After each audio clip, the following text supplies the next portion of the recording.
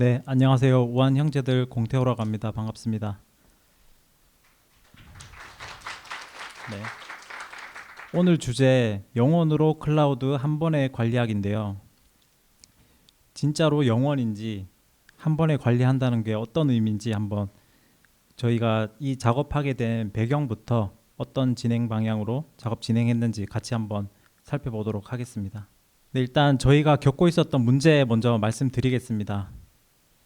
저희 클라우드 인프라 환경은요, 좀 굉장히 오랫동안 운영이 되고 있었습니다.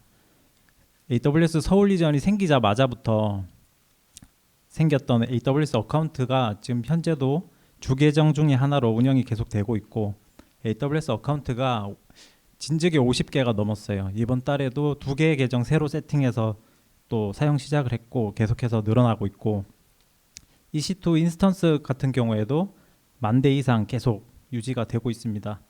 관리하기 좋은 환경이라고 할 수는 없겠죠. 그래서 좀 관리하기 쉽지가 않았고, 최근 한 몇 년 동안은 인프라 확장 속도가 너무 빨라서 관리 속도가 좀 따라가지 못하는 그런 면이 계속 있어 왔습니다. 네, 그래서 관리를 하고는 있는데 그때그때 필요한 것들, 뭐 비용이 갑자기 발생한다던가 아니면 장애가 발생해서 그 부분을 해결해야 된다든가 이런 것들을 찾아서 관리를 이제 하고는 있었는데요. 그 관리용 패키지들이 일관성이 있지 않았고 그때그때 필요한 것들 설치해서 사용을 하다 보니까 유지보수가 쉽지 않았습니다. 어떤 분이 설치해서 유지보수 하던 것들 중에 그분이 퇴사를 하시는 경우도 있었고요.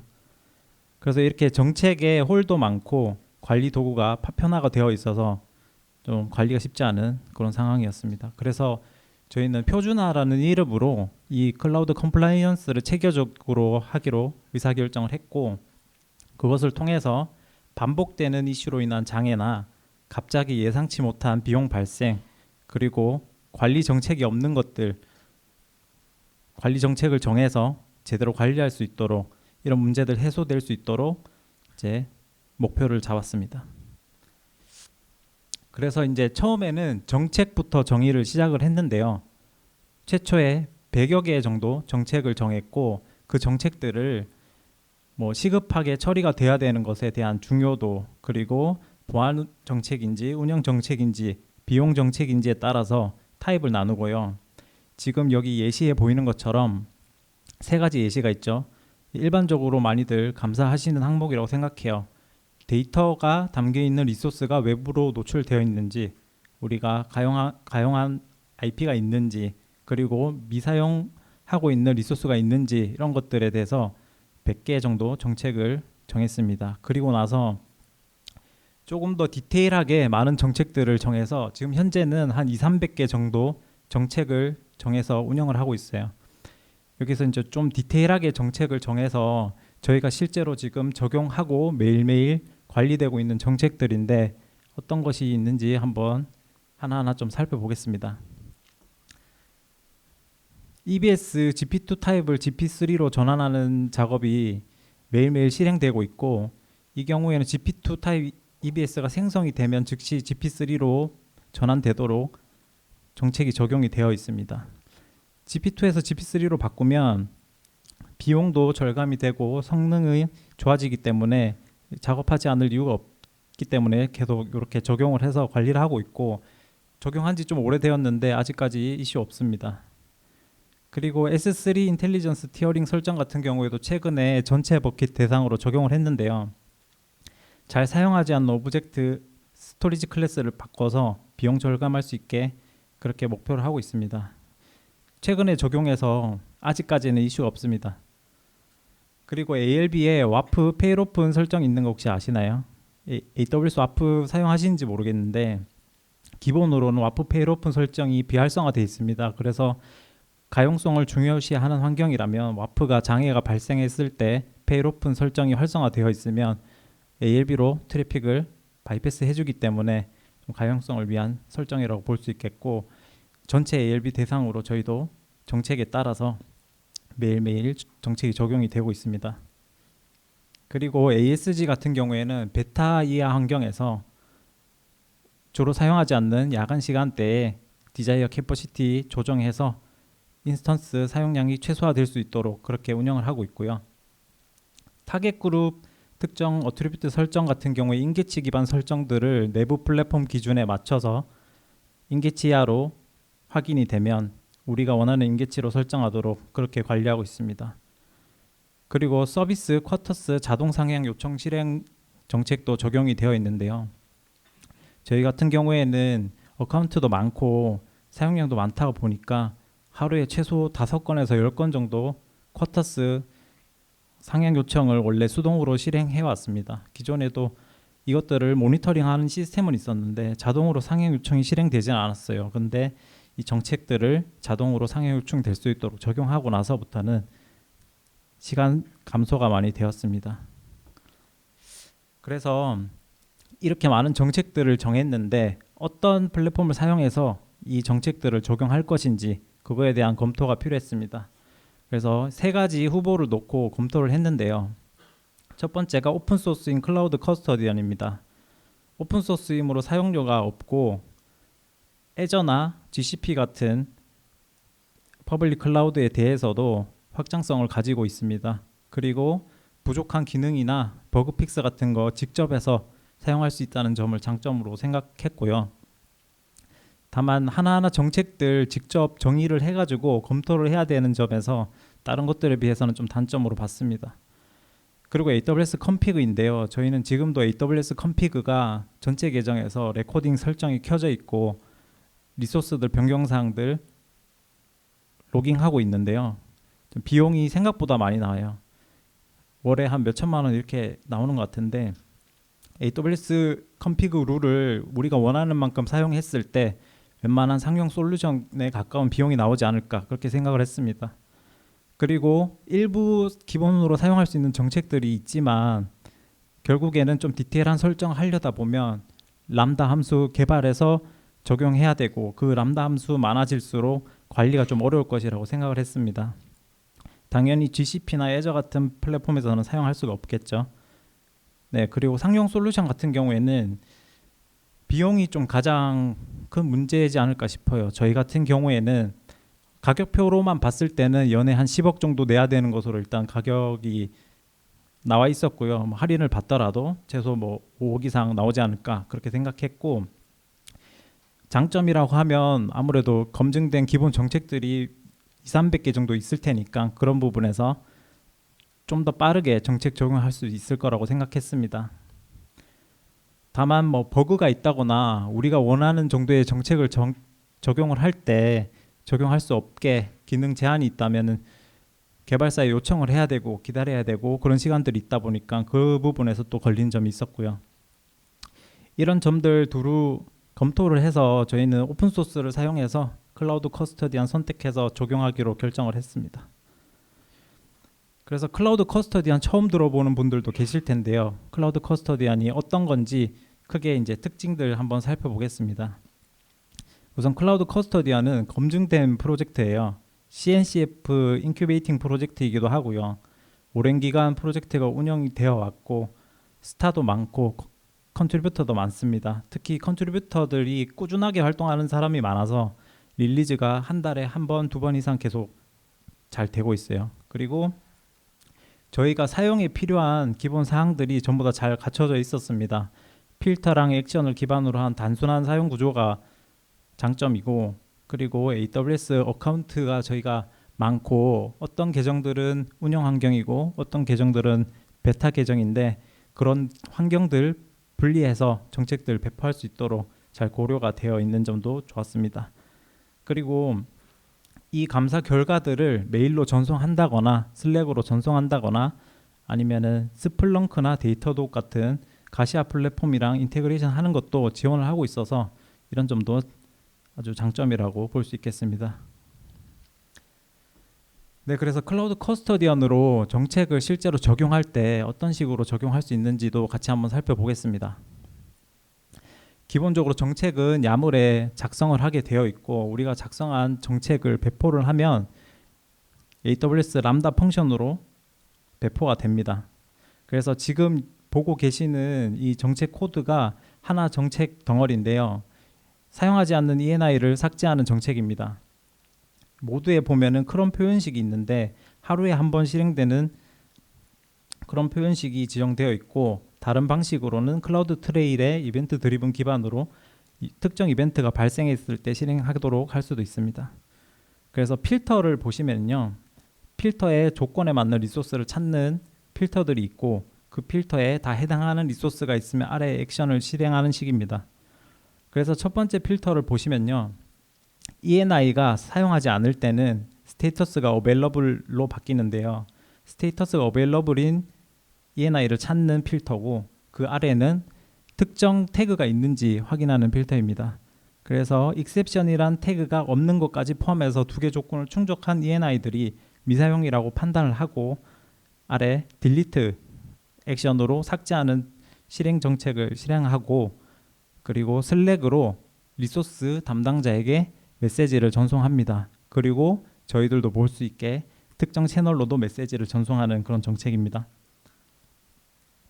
그래서 이 필터들 좀 자세한 사용 방식을 다른 정책으로도 한번 보겠습니다. EBS 스냅샷이 쉐어드 설정할 수 있는데요, 쉐어드 설정에 다양한 어카운트들이 들어가 있는데, 그 쉐어드 설정에는 우리가 가진 계정만 쉐어드 설정에 계속 놓고 유지하고 싶고, 우리가 모르는 계정들은 주기적으로 삭제되도록 자동 구성하고 싶습니다. 그런 경우에 특정 S3의 어카운트 제이슨에 우리가 사용하는 계정들이 들어가 있고 계속 싱크되도록 한 다음에 이것들을 화이트리스트 처리하고 set permission remove match라는 액션이 있죠. 그래서 모르는 계정은 빼는 정책입니다. 여기 보시면은 타입 크로스 어카운트라는 필터가 있는데, EBS 스냅샷 뿐만 아니라 우리가 액세스 폴리시, 리소스 폴리시 사용하는 리소스들에 모두 적용할 수 있습니다.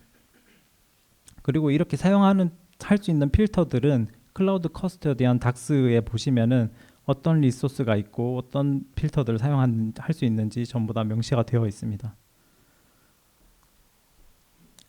네, 그리고 추가적인 기능 한번 살펴보겠습니다. 필터인데요, API 콜해서 리스트를 받아온 다음에 그 리스트에 해당하지 않는 이미지 아이들만 찾아서 EC2가 사용하는 AMI 중에 우리가 허용하지 않는 AMI가 있는지 확인하는 정책입니다. 이 경우에 value from이라고 해서 API 콜할 수 있는 기능이 있는 필터가 있는데요, 아래 보시면은 JSON 타입으로 받도록 되어 있고 어떤 키밸류에 접근해야 되는지 명시가 되어 있습니다. 헤더 설정으로 API 토큰도 넣어서 사용할 수 있고요. 여기서 헤더 같은 경우에는 기존에 설정할 수 있게 되어 있지 않는데 저희가 필요해서 직접 개발했었고, 이렇게 간단하게 개발한 기능들 클라우드 커스터디언에 커밋해서 모두 사용할 수 있게 그렇게 적용하고 있습니다. 그리고 저희가 제일 유용하게 생각하는 기능 중에 하나인데요, 오토 태그라는 기능이 있습니다. 그래서 리소스가 생성이 되었을 때 생성한 사람, 언제 생성이 되었는지, 그리고 리소스를 수정할 때 누가 수정했는지, 수정한 시간은 언젠지 전부 다 태그로 남기게끔 되어 있습니다. 그래서 아까 말씀드린 것처럼 이벤트가 발생했는데요, run 인스턴스 생성하는 이벤트죠. 그래서 생성되었는데 필터에 보시면은 created by라는 태그가 없는 경우에 created by라는 태그를 태깅하는 액션을 수행합니다. 그리고 auto tag user라는 타입의 액션을 수행하고, 이 액션 같은 경우에는 유저 아이덴티티에서 특정 밸류를 가지고 와서 태그 밸류에 넣어주는 액션입니다. 그래서 밸류에 유저 아이덴티티에 있는 ARN을 넣도록 되어 있고, 여기에 밸류 값 같은 경우에도 기존의 기능에서는 스태틱하게 정의가 되어 있었는데 저희가 ARN으로 놓고 싶어서 직접 추가 개발했고, 소스 IP라든지 어슘된 롤 네임이라든지 여러 가지들 밸류도 넣을 수 있게 해서 실제 오픈소스에 좀 기여해서 모든 사람들 사용하고 있는 기능입니다. 네, 그래서 실제로 저렇게 태깅된 것들 결과 한번 보시겠습니다. created by가 있고요, created at이 있고 modified by at 전부 다 있습니다. 이렇게 태깅한 정보들을 가지고 이 정책 필터링의 판단 기준으로 사용할 수가 있습니다. 그리고 가능한 모든 리소스에 적용되어 있어서 수십 개 이상 리소스들의 동일한 태그가 달리고 있고, 정책 판단 기준으로 사용한다는 거는 DM 메시지를 보낼 때 어떤 사람에게 보낼지, 그리고 리소스가 생성된 지 하루가 됐다든지 한 달 이내라든지 이런 필터링을 할 때 주요하게 사용하고 있는 정보가 담겨져 있다고 보시면 되겠습니다. 그리고 아까 전에 말씀드렸던 서비스 리밋 자동 관리 같은 경우에 이렇게 정책 정의를 할 수 있습니다.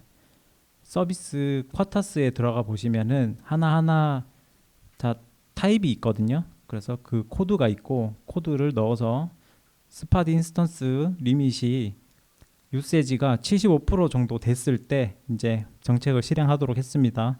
그리고 기존에 이미 요청된 사항이 없는 경우에만 실행하도록 했죠. 이거는 저희가 한 몇 분마다 계속 실행하고 있기 때문에 이미 리퀘스트한 내역이 있는데 다시 리퀘스트를 하게 되면 케이스 오픈이 계속되기 때문에 이런 필터까지 같이 적용을 해가지고 아래에서 1.1배, 그러니까 10%를 늘리는 요청을 하는 기능입니다. 이렇게 10%씩만 늘리는 거는 10% 정도만 늘리면 오토 어프로브가 되거든요. 그래서 한 75% 정도 됐을 때 10% 상향 요청하면 오토 어프로브가 되기 때문에 거의 손대지 않고 계속해서 리밋을 자동으로 늘리고 사용할 수 있습니다.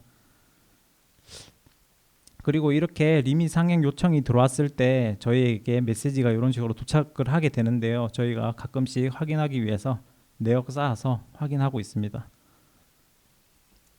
그리고 운영 환경, 베타 환경, 테스트 환경, 다양한 환경이 있을 텐데 한 개 정책을 작성을 해서 이 환경별로 아니면 어카운트별로 다른 정책을 배포하는 정책 작성 방식입니다. 변수를 사용하게 되어 있는데요. YAML에서 환경별로 변수를 정의를 하고 특정 어카운트에 따라서 또 이렇게 정의를 하고 변수들을 다 치환해서 배포할 수 있도록 이렇게 사용 방식도 함께 지원을 하고 있습니다. 여기 보시면은 어카운트에 스케줄이라고 변수를 따로 둬서 사용하는 것들이 있는데요. 아까 보신 것처럼 쿼터스 같은 경우에는 이 조직 계정 전체 단위로 API 리밋이 적용이 되어 있거든요. 저희가 이거를 사용하면서 알게 되었는데 리밋을 올려줄 수도 없다고 해서 부득이하게 어카운트별로 요청하는 시간 다 분리해서 이렇게 요청하는 것들도 있습니다. 그리고 배포를 어떤 식으로 하고 있는지도 한번 보실게요. 저희가 컴피그랑 이 정책이랑 이런 것들을 전부 다 디렉토리 구조를 내부 정책으로 정해서 사용을 하고 있고, 이 사용하고 있는 정책들을 계속해서 CI로 검증을 하고 있습니다. 그래서 여러 사람이 정책 배포를 할 때 잘못 넣더라도 바로 감사를 할 수 있도록 그렇게 하고 있고, 디렉토리를 명확하게 구분을 해놨기 때문에 별도 배포 스크립트 사용해가지고 우리가 원하는 곳에 원하는 정책만 딱 배포될 수 있도록 그렇게 사용하고 있습니다. 그리고 정책이 구현되지 않은 것들은 저희가 직접 개발을 해가지고 내부 개발 표준에 따라서 개발해서 배포해서 사용하고 있는데요. 여기 보시는 거는 클라우드 프론트에서 디스트리뷰션에 모니터링 서브스크립션이라는 설정이 있는데요. 이슈가 발생하거나 했을 때 디스트리뷰션의 추가적인 매트릭을 확인할 수 있는 기능입니다. 그래서 이 기능을 안 켜져 있으면 전부 다 키도록 하는 설정인데요. 이런 필터랑 액션이 기존에는 없어서 직접 개발해서 사용을 하고 있습니다. 그래서 그렇게 작성한 기능 같은 경우에는 코드로 보시면 여기 아래에 나와 있는 것처럼 커스텀이랑 컨벤션을 붙여서 사용하고 있고, 위에 있는 실제 코드는 지금은 없는 코드지만 이후에 커스터디 안에 어느 날 갑자기 추가될 수가 있거든요.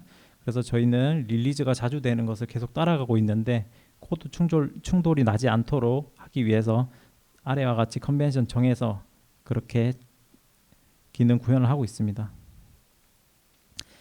네, 그래서 이렇게 기능 구현 많이 하고 버그 픽스도 내부적으로 해서 직접 사용을 하다 보니까 이 클라우드 커스터디안이라는 오픈소스에 대한 이해도가 좀 많이 늘었던 것 같아요. 그래서 실제로 버그 픽스도 한 것들 한 번씩 기여도 하고 커밋을 하다 보니까 지금 한 10회 이상 기여를 했고, 이렇게 하면서 그 클라우드 커스터디안 오픈소스에서 사용하는 CI라든지 이런 부분에서 많은 아이디어 얻어서 내부적으로도 적용을 하고 좋은 점이 되게 많은 것 같습니다.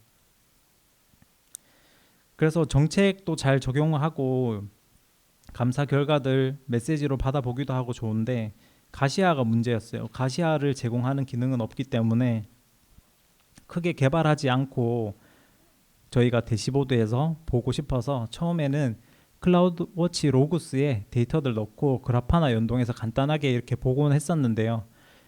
이것들이 정책이 많아지고 중요한 것들이 계속 늘어가다 보니까 좀 느리고 무겁기도 하고 자세하게 보고 싶은 니즈도 있고요. 뭐 어떤 거는 일주일 뒤에 처리할 테니까 좀 기다려 달라고 하는 것들은 결과에서 좀 제외해서 보고 싶은데 그러기가 좀 쉽지가 않아서 어떻게 할까 고민을 하다가 어드민을 하나 만들어서 여기에 맞는 기능 개발해서 직접 구현하기로 했습니다. 내부적으로 이름은 룰리라고 정해서 룰리 대시보드라고 부르고 있고요. 지금 보시는 화면이 직접 개발해서 사용하고 있는 클라우드 컴플라이언스 결과가 나오는 룰리 대시보드 메인 페이지입니다. 현황 페이지고요. 그래서 지금 시점에 우리가 감사 결과에 걸린 것들 전부 다 표시가 되고 있고 이것들이 전부 다 처리가 되면 현황 페이지가 완전히 비어 있는 상태로 보이겠죠. 그래서 살짝 뜯어서 보면은 이렇게 여러 가지 기능들이 있는 메뉴가 있고 전체 계정에 있는 리소스들 카운트해서 몇 퍼센트가 위반 사항인지 그래서 어떤 것들 먼저 조치해야 될지 잘 확인할 수 있게 구성을 해뒀고 아까 전에 정책 분류도 저희가 뭐 보안이나 비용 이렇게 나눠서 했다고 말씀드렸는데 좀 더 디테일하게 같은 종류라고 할 수 있는 것들 복수의 태그 적용해서 분류해서 보기 쉽게 하도록 이렇게 또 해뒀고요. 필터링 할 때 우리 팀이라든지 특정 사람이라든지 검색해서 검색 결과 바로 볼 수 있도록 그렇게 구현을 해뒀습니다. 그래서 현황 페이지에서 좀 그 특정 감사 결과를 자세하게 눌러서 봤을 때는 전체 리소스 리스트가 나오고 리소스를 한 번 더 펼쳐보면 리소스의 모든 속성값이 나오게 되어 있습니다. 그래서 좀 더 자세하게 확인하거나 그런 것들이 필요한 경우에 사용하고 있고 여기서도 필터 기능이 좀 부족하다 했을 때는 CSV로 다 다운받아서 바로 찾을 수 있게 그렇게도 구현을 해뒀습니다. 그리고 감사 결과에서 예외 처리 같은 경우에도 필요한 경우가 굉장히 많았거든요. 그래서 처리를 할 때 뭐 내일까지 처리하겠다든지 다음 주까지 하겠다든지 리소스 담당자들마다 의견이 다르기 때문에 그런 부분들 다 적용을 해가지고 예외 처리 요청할 수 있도록 하고 일주일하면 일주일 기간 동안에 감사 결과에서 보이지 않고 일주일이 지나서도 감사가 되면 다시 나타날 수 있도록 그런 식으로 구현을 해뒀습니다. 그리고 필터 이 감사 결과에서만 안 보인다던가 아니면 알림만 전송하지 않는다던가 그런 식으로도 분리를 할 수 있도록 했습니다. 그래서 요거는 실제로 예외 처리 같은 거 했을 때 어떤 식으로 히스토리가 처리되는지 그 내역인데요. 그래서 누가 요청을 언제 했고 누가 검토를 하고 누가 승인을 했다 이런 내역들 전부 다 남겨서 확인할 수 있도록 그렇게 운영하고 있습니다. 그리고 타임라인이라고 해서 일자별로 특정 감사 정책에 얼마나 많은 리소스들이 탐지가 됐는지도 남기고 있는데요. 이런 경우에는 우리가 조치를 시작을 해서 이 리소스가 감사 결과에 포함되지 않도록 했을 때 어느 기간 동안 얼마나 조치가 되었는지 확인해서 성과지표로 사용한다던가 그렇게도 운영을 하고 있습니다. 지금 보시는 것도 실제로 저희가 보안 정책 중에 걸린 거가 있어가지고 조치를 했던 그 정책인데요. 2달 반 동안 350개가 0개까지 줄어드는 그런 모습 보실 수 있습니다. 그리고 요 대시보드에 들어왔을 때 저희야 정책을 직접 정의하고 작성하는 사람들이라서 어떤 내용인지 다 알지만 담당자들한테 조치를 해달라고 했을 때 그냥 정책 제목만 보면 이해가 잘 되지 않잖아요. 그래서 이 정책은 어떤 정책이고 왜 감사가 되었으며 어떤 조치를 통해서 이 감사에 대한 조치를 취해야 되는지 자세하게 전부 다 좀 써놨습니다. 그래서 좀 더 추가적인 설명이 필요하면 위키 링크도 넣어놓고 해가지고 커뮤니케이션 최소화할 수 있도록 그렇게 좀 노력을 한 부분이 있어요. 그리고 알람 같은 경우에도 클라우드 커스터디안에 기본적으로 이렇게 서포트하는 기능이 있는데 저희 같은 경우에는 내부적으로 더 많은 분류 방식을 정해뒀고 담당자 정보도 추가적으로 가져와야 될 것들이 있고 그래서 하다 보니까 클라우드 커스터디 안에 기본적인 메일이나 슬랙 전송 기능들을 자꾸 고치게 되는 거예요. 그래서 그렇게 그냥 고칠 바에 이 대시보드에 넣어서 설정도 직접 하고 메시지들이 가는 거 전부 다 히스토리도 남기고 하자고 해가지고 이렇게 설정하고 메시지 간 내역들, 메시지가 잘 갔는지 아니면 전송 실패했는지 이런 것들까지 다 남기고 있습니다. 그래서 메시지가 갔을 때 실제 담당자들이 아까 전에 우리가 오토 태그로 남겼던 정보들 있잖아요. 리소스 누가 생성했는지, 누가 수정했는지, 그리고 이외에 나머지 중요한 태그들, 정보들 메시지에 다 포함해서 뭐 보안 정책이면 보안 담당자한테 보내주게 되어 있고, 보안 담당자는 그러면 어떤 사람을 호출을 해서 물어봐야 될지 좀 바로 알 수 있게 그렇게 좀 해뒀습니다. 네, 그래서 이렇게 구현이 되지 않은 것들은 저희가 직접 개발하고 운영하면서 좀 그래도 커버리지가 생겼는데 좀 더 자세하게 계속해서 확인해야 될 것들이 생겼어요. 예를 들면 인스턴스 안에서 뭐 특정 패키지가 설치가 되어 있는지 아니면 특정 프로토콜로 어디랑 통신이 되는지도 확인을 하고 싶고, 그리고 쿠버네티스 파드들 뭐 어떤 레이블이 붙어 있는지, 뭐 매니피스트 설정 어떻게 돼 있는지 이런 것들도 다 확인하고 싶은데 클라우드 커스터디안만으로는 좀 부족한 부분들이 있었습니다.